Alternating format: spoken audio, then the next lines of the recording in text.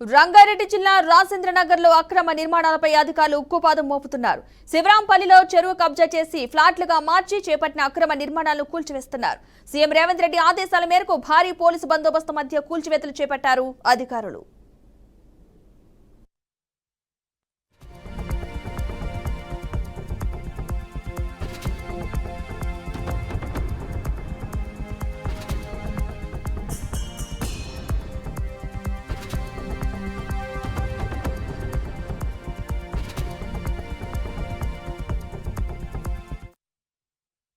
రంగారెడ్డి జిల్లా రాజేంద్రనగర్ లో అక్రమ నిర్మాణాలపై అధికారులు ఉక్కుపాదం మోపుతున్నారు.